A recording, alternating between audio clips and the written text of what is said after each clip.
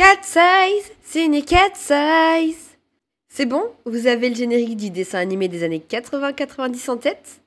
Ou peut-être celui de la série plus récemment sortie sur TF1? La vidéo d'aujourd'hui porte bien sûr sur cette mythique œuvre, ou plutôt sa nouvelle adaptation en série live-action française. Bonjour à tous, je suis Lady Scarlett. Passionnée de Magical Girl, je vous accueille dans mon univers coloré et magique. Avant que la vidéo ne commence, n'oubliez pas de me soutenir en likant la vidéo et bien évidemment, si vous souhaitez voir plus de mes vidéos, abonnez-vous et activez la cloche. Pour rappel, je sors une vidéo tous les samedis à 18 h.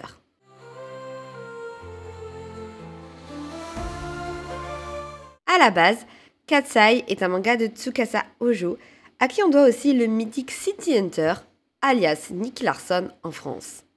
Katsai a été publié entre 81 et 85 dans le Weekly Shonen Jump. C'est donc un shonen dont les personnages principaux sont trois femmes, trois sœurs, fortes et inspirantes. La journée, les trois sœurs, Rui, Hitomi et Ai, tiennent un café et la nuit, elles deviennent Katsai, un célèbre voleur d'œuvres d'art. Pour simplifier, dans le reste de la vidéo, j'utiliserai le nom francisé des personnages, à savoir ici Cilia, Tam et Alex.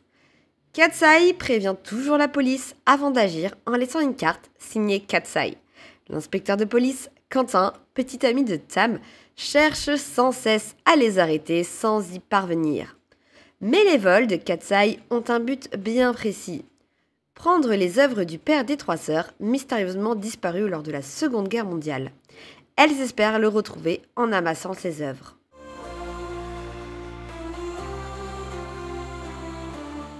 En novembre 2024, la mini-série française Katsai, créée par Michel Katz et réalisée par Alexandre Laurent, a été diffusée pour la première fois sur la chaîne de télévision TF1.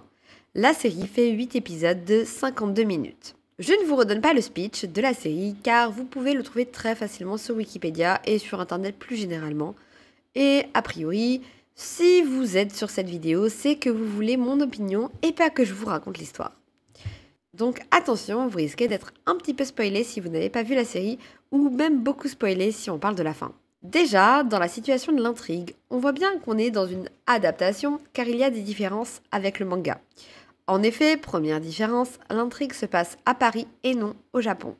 Bon, ça encore, ça n'influe pas tellement, surtout que les noms des personnages sont ceux de l'anime francisé.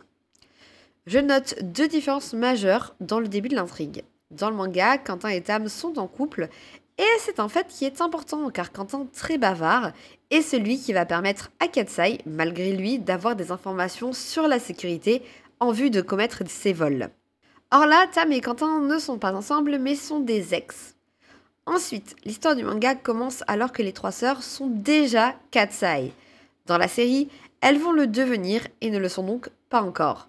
Surtout que Cilia, dans le manga, semble être le cerveau du groupe et c'est elle qui organise les vols alors qu'elle s'oppose au premier vol commis par ses sœurs dans la série.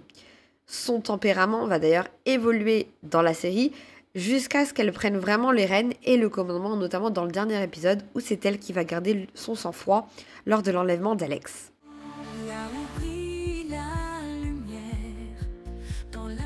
La question qui brûle les lèvres, c'est de savoir si l'adaptation de TF1 est réussie ou non. D'un certain côté, oui, car on retrouve un esprit Katsai. Personnellement, j'ai apprécié l'intrigue et regarder la série m'a diverti.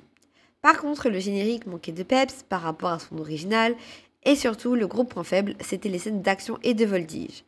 En tout cas, dans les premiers épisodes. Le générique le dit très bien. Les trois sœurs sont trois vives panthères qui, en un éclair, savent rebondir sans un bruit. Et il est justement là le problème. Les scènes de voltige ne sont pas à la hauteur. On manque de waouh et d'extraordinaire. La série se rattrape bien là-dessus dans les derniers épisodes, mais c'est sur les premiers épisodes qu'on accroche le spectateur. Et je pense que Katsai était attendu au tournant de ce point de vue-là. Côté romance, je ne parlerai que du cas de Quentin et Tam. Personnellement, j'ai eu du mal à m'attacher à ce couple. Ce sont des ex, mais ils sont encore attirés l'un par l'autre, et en tant que spectateur, on le voit.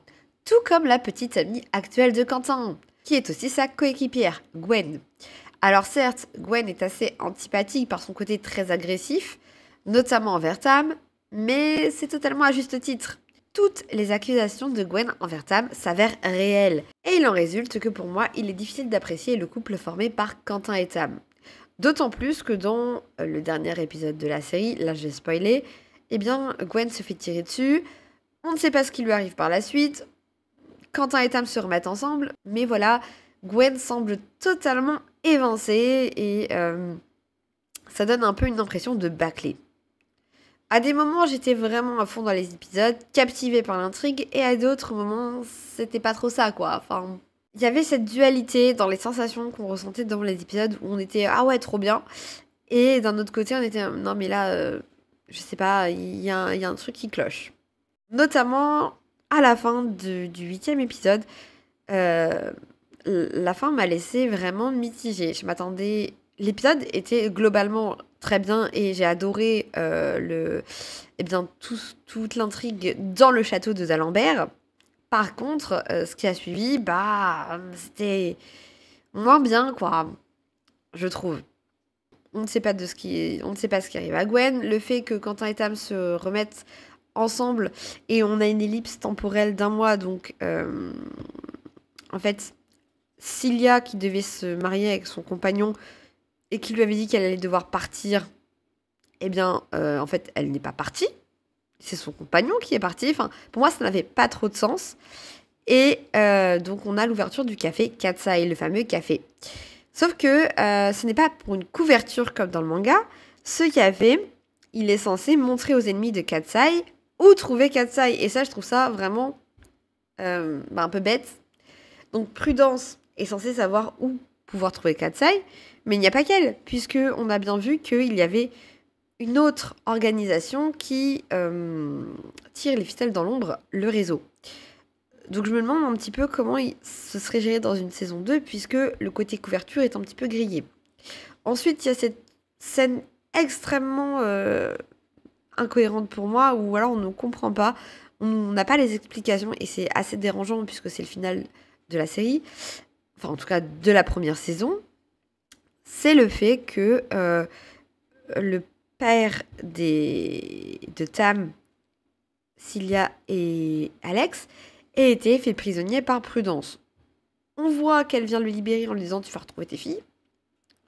Il y a l'ellipse d'un mois et il arrive devant ses filles pour fuir. Et on ne sait pas pourquoi, on ne sait pas ce qu'est devenu Prudence. Donc ça aussi pour moi c'est assez dérangeant puisque Prudence en avait fait un prisonnier. On ne sait pas ce qui se passe. Il retrouve ses filles mais il part. Pourquoi avoir fait cette scène-là? Enfin, je m'interroge et je ne comprends pas très bien. Et je pense que de nombreux autres internautes étaient un petit peu comme moi sur ces dernières minutes où on s'est dit mais pourquoi? Voilà. Katsai, c'était divertissant. Au vu de la fin, j'espère qu'on aura une suite. On devrait avoir une suite. En tout cas, moi je l'espère fortement et je la regarderai car j'ai quand même aimé l'univers et je me suis quand même attachée aux trois sœurs. Je veux en savoir plus sur leurs ennemis, notamment le réseau, et si elles vont ou non finalement retrouver leur père, qui, me semble avoir... Enfin, il a trempé dans des affaires assez illégales, donc qu'il s'en sorte indemne, je trouverais ça un peu gros, mais bon.